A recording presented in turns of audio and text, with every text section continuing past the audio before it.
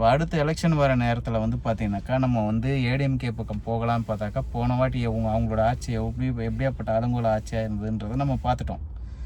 இப்போது டிஎம்கே இப்போ கரண்ட்டில் இருக்காங்க, டிஎம்கேக்கு போடலாம் பார்த்தா இவங்களுடைய அரசியல் பயணங்கள் எப்படி இருக்குது அப்படின்றது நம்ம நல்லாவே பார்க்கணும். அதாவது தமிழ்நாடை டோட்டலாக குட்டிச்சவராக்கிட்டாங்க. சரி, அண்ணன் சீமான் அவர்களும் சரி, இப்போதைக்கு இருக்கிறது யாரும் பார்த்தீங்கன்னாக்கா அண்ணன் சீமானும் அண்டு டிவிகே தளபதி விஜய் அவர்கள். விஜய்க்கு ப்ரொகாஷன் கொடுக்குறோம் நம்ம எல்லாரும், எப்படின்றது நமக்கு தெரியல. சீமானன்னா அங்கங்கே போராடி தான் இருக்கிறாரு. அவரோட அடுத்த மூவ் எப்படி இருக்குன்றது நமக்கும் தெரியல. எனக்கு தெரிஞ்சவரெலாம் இனிமே இந்த ஏடிஎம்கேவும் டிஎம்கேவும் வரக்கூடாதுன்றது அதில் ஒரு நிலைப்பாடாக இருக்கிறேன்.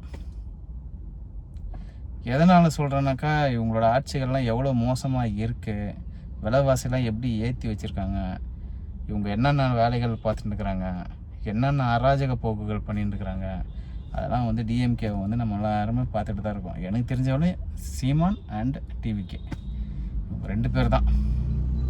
இந்த 2 பேரில் யாருன்னா ஒருத்தருக்கு நான் ஓட்டு போட்டுருவேன். இப்போ நீங்கள் எதில் ஓட்டு போடுவீங்கன்றது நீங்களே சொல்லுங்கள்.